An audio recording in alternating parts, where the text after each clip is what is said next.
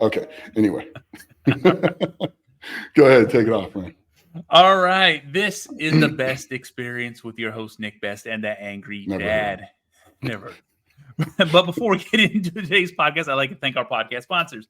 Evolution Athletics, a supportive gear company owned by Brian Shaw, four-time world's strongest man on earth.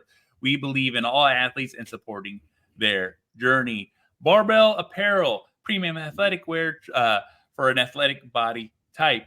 Iced Up Industries, the best cold plunges, and they're having they were having a Labor Day sale, so I'm sorry if you missed out, but man, they were having a good sale on those ice baths, so make sure you guys get hooked up. You can get $50 off with code BEST at checkout at Iced Up Industries. And we also have EAM Coaching, Elite Ageless Mindset. Look, if you want to do some online coaching with a group, you can. Is Nick right here, Nick Best, and John Anderson. Every Sunday, you get a live training. Sunday. You get a training program. You get a Nick and John talking about it, and I think it really helps out. I really feel it does. So make sure you guys check us out on Patreon. Sign up, check it out.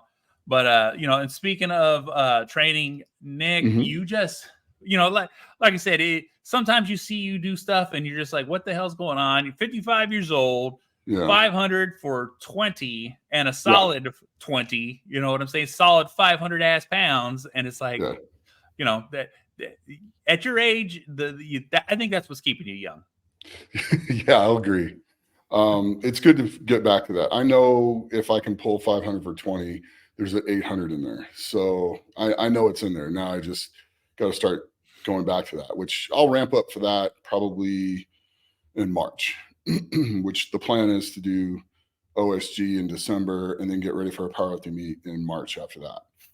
That's it. So that'll be pretty cool. What was that yoke you just walked with for 120 yards?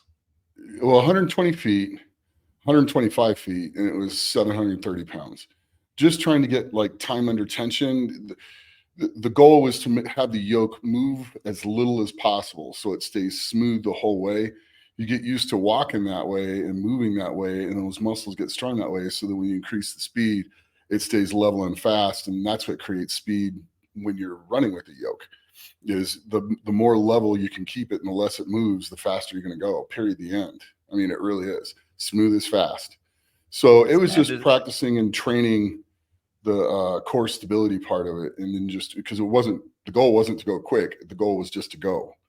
So got 125 feet with it. It made it look real easy. And you hold the record in that. So it's like, you know what I'm saying? So for those listening, those training, those who want to improve their yoke, it wasn't even that long ago. We actually did a strongman seminar in Sacramento. And that was one of the things that you were trying to teach these guys is like, look, smooth is fast. You know what I'm saying? There's a little hip technique in there that needs to be, people need to learn because it makes so much sense. And seeing people's eyes light up when we were doing that, they're like, oh, I didn't even think about that. I'm like, well, that's why you have the record in it. It's the little things that'll make big differences in the end. And at the end of the day, if you're trying to get to the professional level, shaving a second or two off of anything will make the difference between first and fifth place anymore.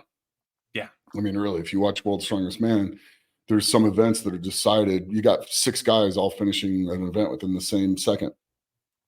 So little things make a big, big difference the further up the scale you get. So it's kind of neat. It's fun. So it's that's the type of stuff I like to do. I like to come in, fix somebody's technique, help them out, optimize their technique to their body type and what their advantages or disadvantages are, and then watch them improve. I mean, that's really what I love doing. That is my favorite thing. I also don't mind coaching that much, but I'd rather be working with somebody than sit behind a computer. Oh yeah, it's just me. Exactly. But I'll take some coaching occasionally. Yeah. And here's the thing too. It's like, cause you're very vocal about it. Like pressing's not your go-to, you know what I'm saying? Right. But and when I mean pressing, I'm talking about overhead. You know what I'm saying? Nick, you got a hell of a bench. That's a whole completely different. Every time I see you push on a bench. It's like, yeah. But you know that I know you were talking not that long ago about changing your technique on your overhead, especially on the log, because that's going to be coming up here pretty soon too. Yep, it is. Oh, we'll just keep that technique in the back pocket at the moment. No, so I've changed it, so it's working out pretty well. I'm on pace to do what I want to do when I get to OSG, and it's going to be fun. It's going to be a lot of fun. It took a long time to figure out where I needed to improve and how and why. And a lot of it turns out it's a mobility issue in my back and in my upper back. So I'm working on that. And with the technique change, it's going to help. Yeah, that's all I'm going to say. Guess what? That's all needs to be said, because that's one of the things is like, you know, and I know we talk about it and it comes up all the time, but like, you got to really think about this. It was about a year and a couple of months. You just had your kidney surgery because of kidney cancer. Yeah. And, you know, you were still pulling weight, but you weren't pulling what you would normally pull, because guess what? You were trying to fix your technique. You were trying to fix your muscle imbalance. And that was massive. That was the massive part. But the thing is like, it seems to have been coming back together. So like, even after a major surgery like kidney removal, you know, almost kind of going through rhabdo, like there's all these little different things that's happened and led up. But now it's like you're almost right back to where you was right before the whole situation. Yeah. Oh yeah, for sure. And it feels good. It's neat to kind of be back where I was. Still have to be very careful with the amount of training I'm doing. And I severely had to increase my fluid intake because of it, which is fine, because the more fluid you take in, the easier it is on your kidneys. And I don't know if you guys know this. So drink a lot of water. That's why, you know, Eddie's always like, got to stay hydrated. He's right. You got to stay hydrated. 100%. I cannot get dehydrated. If I do, I got to run IV bags to make sure, you know, and it's kind of neat once you actually figure it out. Okay, well, that was what I'm at today. Shut it down. And then your body heals, you're ready to go, and you come back in. Watch the color of your urine. It starts getting dark. You need to get more fluids in there. When it gets dark, your kidneys are struggling. Yeah. Whether you like it or not, they're struggling. If you got 2 and it's that dark, there's too much. Yeah. So you have to adjust that. And you can simply do that by just taking a pee. You can actually see very well. If it's very clear or just a light yellow, you're good to go. If it's dark, you need to get fluids in like crazy, and your kidneys are working super hard. So you don't want kidney damage. Stay hydrated and get fluids back in you. Yeah. So it also leads me to another thing with the coaching, because I was just to say, there's a lot of coaches out there that know how to coach, but they have no idea how to compete. None. That was quite obvious at the Shaw. There's some really high level coaches that were there that don't know how to compete on game day. They don't. There was rookie mistakes being made by some of these guys. And then they sit there and learn, and like somebody will walk up and you'll tell them what to do, and they learn, and then they start teaching all their guys that, which is crap. But well, you know, also, you got 10 under the belt, right? And then also, there's also some other issues that this is something a little different. There's a strength coach here in Vegas that ran a punishment for a hockey team and went way too hard. And 3 of the kids had to go to the hospital. 2 of them got IVs. I think this was on a Thursday, and one of the kids got out on a Monday. His creatine CK level was at, or CK creatine, whatever you want to call it, was at 3,500. They do kidney dialysis at 5,000. Exactly. You know, and these are teenagers. Yeah. Well, this is an elite level travel hockey team. They're already in good shape, and you push them to that point. Yeah. You know, that's somebody who needs to be out of coaching. They have no idea what they're doing. Well, And right off top, you know what I'm saying? Like, kids are going to be kids. yeah, And like to put, like, because we've had this conversation, and it's like, you can't push people to the breaking point in any facet as a punishment. You know what I'm saying? Because well, as a strength and conditioning coach, you should know what limitations are. you should know if once you reach muscle failure, you're at muscle failure. That's it. Muscle failure is muscle failure. All you're doing is damage. Anytime, the moment they get to muscle failure, you do more, that's just causing damage that it takes them way longer to heal from. What part of that do coaches not understand? Exactly. I mean, you don't have to have a PhD or any type of degree to figure that out and know what it means. Yep. You don't. It's not rocket science. It's, all. muscles of failure. Okay, well, done. Exactly. Nah. And it just, you know, and it's just, and it's the same thing. You see these guys and you push people through these super hard work. Look, I mean, conditioning's good, but there's a line in there. Yeah. Pushing people's strength level is good. There's a line in there. That's why Yeah. you don't lift over your head. You take your PR jumps in incremental amounts. You don't see people break a PR by 100 pounds. You see people break a PR by 1 to 5. Sometimes in extreme levels, 20. Yeah. At advanced levels. You don't see, you know, a guy come out and squat 980 and then turn around and squat 1,080. Exactly. Exactly. You know, 3 months later. You don't see that. You'll see the guy squat 980, come and hit 1,000. That's normal, but not 1,080. So it's just a lot of the trainers I see, you know, really don't understand a lot of things. They just don't. And this is why the longevity part of it, this is where the longevity part of it comes in. You can train somebody and get them up there really fast. You can do that to anybody. Yeah. You know, make them, especially somebody who's willing to work hard.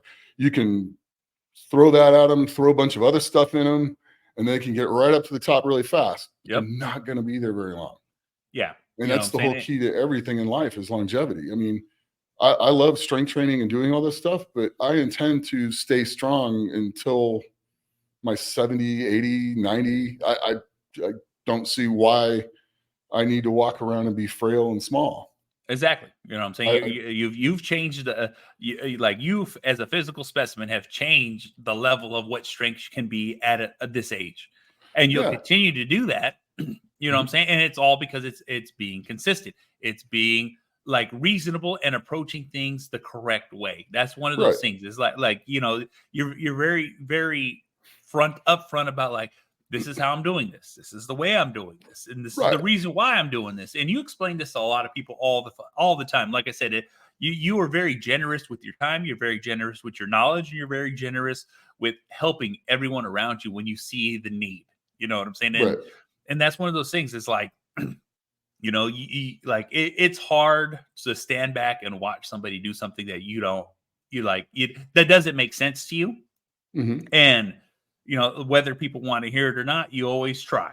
You know what I'm saying? And, you know, and those who do listen have dramatically made and like won their, because I specifically seen it a few times at OSG where someone was like, what should I do? How should I do this? Or like you even dropping the hint like, hey, if I was you, this is how I do it.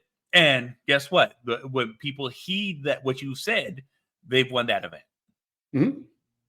Or they've done pretty well in it, which is awesome. Exactly. Yeah. So anyway, that's my rant for the day. If your coach has to talk to you like a doctor to show that they are smart and know what they're doing, you got the wrong coach. The doctor should be the coach should be able to talk to you in a way that you understand without overcomplicating things and make it. You should be able to take a very complex things and simplify them down so that you can understand and talk to you at that level. Now, if you're educated in the medical field, he should be able to have that conversation with you as well. But the biggest thing is being able to know what you're doing and be able to relate it to people without sitting there and saying things that they really have to go look up or understand. I mean, you communicate in a relatable way, and that makes you a better coach. Not that you don't need to prove how smart you are to somebody. You just need to be able to relay your good information to them so that they can learn how to do it and go execute. That's it. Yeah. That's all you need to do as a coach. And then as a coach at a competition, you need to know how to do all the events that they've done and have all the problems that they could be facing going into there and know how to fix them all going in. That's it. Like when you're going into, I don't know, stone over bar, and you get in an argument with a coach on everybody's using the wrong tactic. Oh, we'll see. I'm like, dude, I was at the Arnold. I did this in the Arnold twice. I got a pretty good idea how to do it. He couldn't even lift the first stone. So it's like, yeah. So anyway, it happens like that. And that's one of those things. Like I said, it's like, you can only try, and you always do. Yeah. You just have patience for him. You want to listen, listen. You don't want to listen, don't listen. It's up to you, dude. It's all on you. Exactly. I'm going to go on and. Oh, trust me, we're about to be at OSG, and it's about to be a thing. You know what I'm saying? That's going to be a lot of fun. That's going to be a lot of fun. Exactly. We talked strategy. Yes, you did.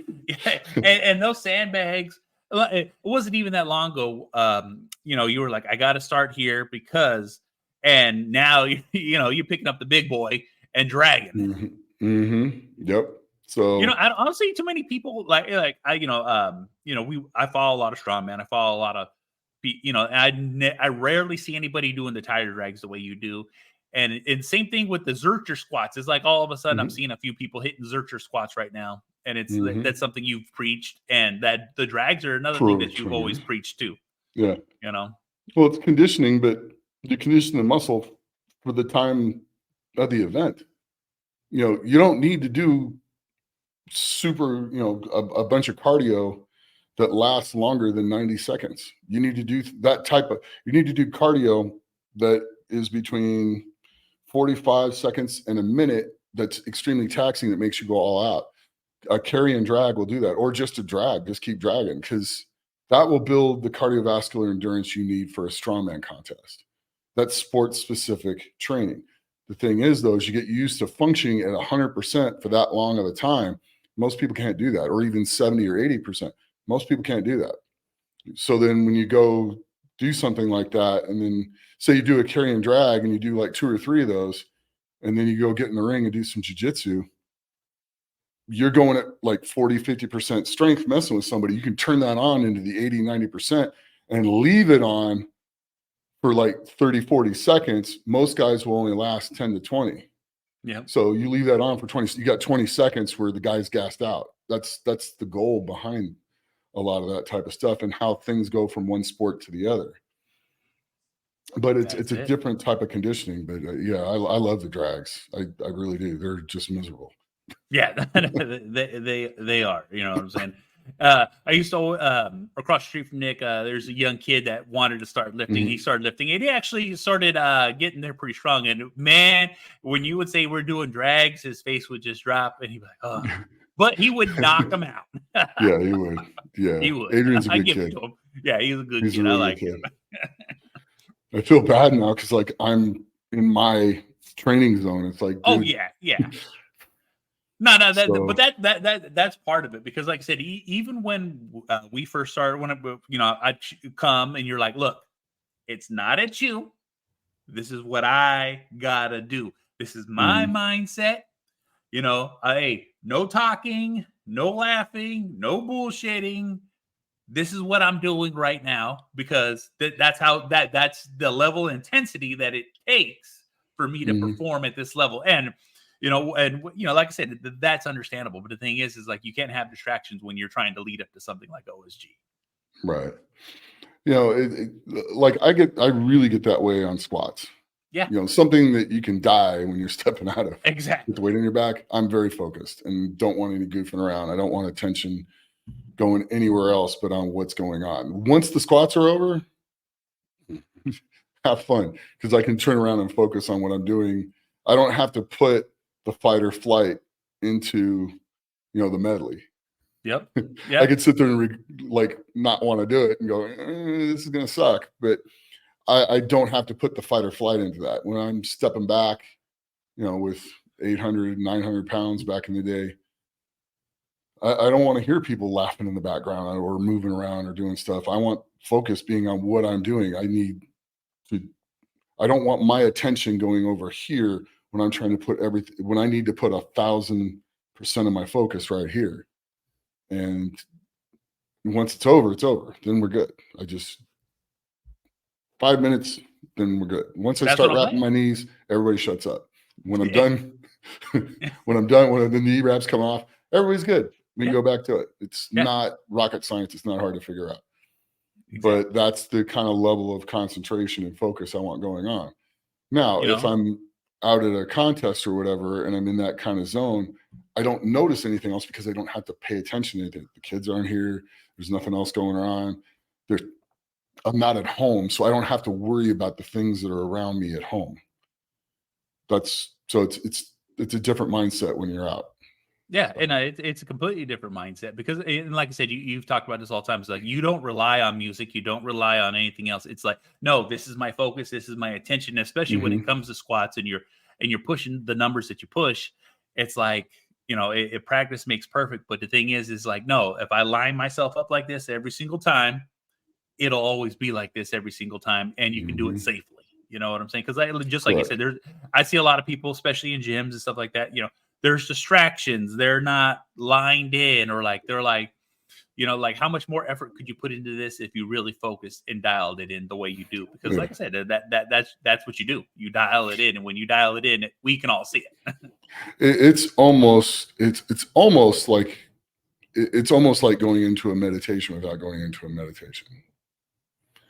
So, except for we're in meditation, you accept everything around you, and you're more in touch with everything that's around you.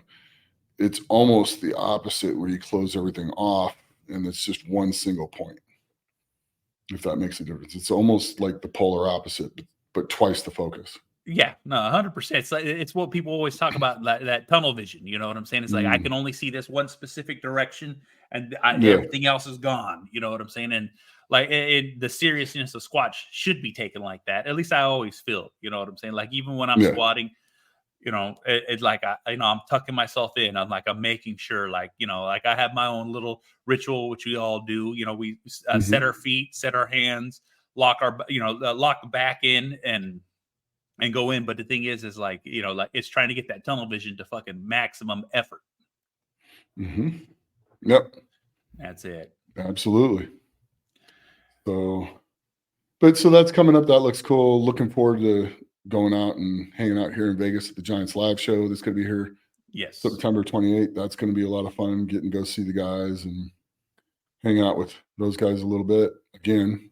I'll see half the guys with the shop. Just at the shop, so, but it'll be good. I think there'll probably be a range day, probably like either Thursday or Friday, where a bunch of us will go to the range 702 and do some shooting. So that'll be which kind of will fun. always be fun. That'll be a lot of fun. That's it. But, a whole bunch of strong man holding a 50 cal. You know what I'm saying? It's always like I think Mitch Hoover was I think that was like the best one. I like watching him do it because he was like, why? Because we can. Exactly. Well, sometimes you need to stop a tank. That's it. That's what the 50 cal's for. Nick, we're getting ready to get out of here, but Nick, I want to let people know Nick likes to watch a lot of movies. And Nick, I want to talk about what's a movie that you've seen on Amazon Prime or on a streaming service that you would like just to recommend, or that you've seen. God, what's the one I just saw with Michael Keaton, where he's a hitman but he's getting dementia? What? That sounds great.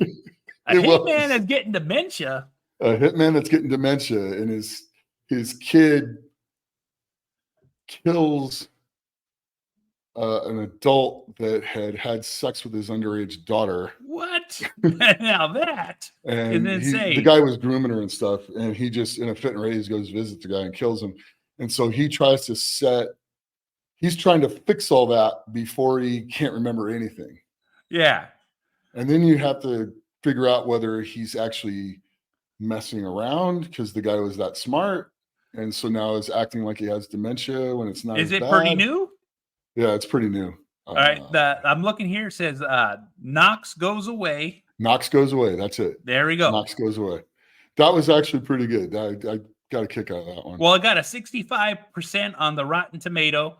And yeah, I'm definitely going to watch. Yeah, it says diagnosed with the rapid evolution from dementia, a contract killer that gets redemption for himself, saving his life of the life of his strange son.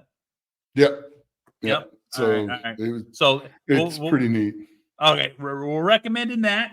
It's on HBO Max. That's where you can watch it. It also says you can watch it on Amazon Prime. Hulu, Which is where if you have a premium subscription. Yeah. So as far as you can pretty much get it on all streaming services. That's what it shows right there. So make sure you guys go check it out. I think this is a little segment that we'll add in every so often just to kind of, because like I said, the Rings one for Lord of the Rings, the new series. Oh, the tower. Is it the Ring of Power, or is it the Rings of Power? Yeah, the Rings of Power. Yeah, I think we actually watched the first couple of episodes together. You know, that's one of the things that I always enjoy. That like Nick has an eclectic taste in movies and shows. So like I didn't know I liked F1 racing. Yeah. Until we started watching that, I was like, "Oh, this is like legit fucking great." And on we watched the whole season on Netflix. It was good. You know, yeah, exactly. Yeah. So, yeah, it was good. It's pretty neat. I mean, but the rings one, getting to see how the elves got the rings, how the dwarves got the rings, and how man's going to get the rings, or how like Sauron turned into Sauron. You know what I'm saying? It just off of that, like, and that's where the last episode that I seen is when Mordor exploded and became Mordor. I think that was the last. They released the first 3 seasons of the first 3 episodes of season 2. So okay, I'm gonna have to go back and watch that too then, because like I said, I vaguely read because we watched it a while ago. You know what I'm saying? Like after a long training session and after eating and getting done, it's like let's see what's on. You know what I'm saying? Just sitting kind of like exactly. All right, Nick. Well, let's lead ourselves out of here. We have some words, and Nick's true to them. Yeah, well, just everything comes down to focus and what kind of attention you want to put onto it, and surround yourself with good people. If you're going to get a coach, research the coach. And not just maybe even go watch the coach in action, like when he's coaching people, and see stuff like that, because you can go to strongman coaches and see the ones doing it. Like Travis Wertmeier is awesome. Yeah, I mean, totally awesome. He would be a phenomenal coach for anybody. More experience, knows all the ins and outs, stuff like that. But go research, do your due diligence when hiring a coach. Just don't hire him because somebody told you the guy was good, or he's training this guy, and this guy, and this guy, because he might not be charging them. Yeah. So, just pay some attention to that. Focus on everything that you do that you want to succeed at. And as always, train hard, train smart, and be the best you can be. Have a good one, guys.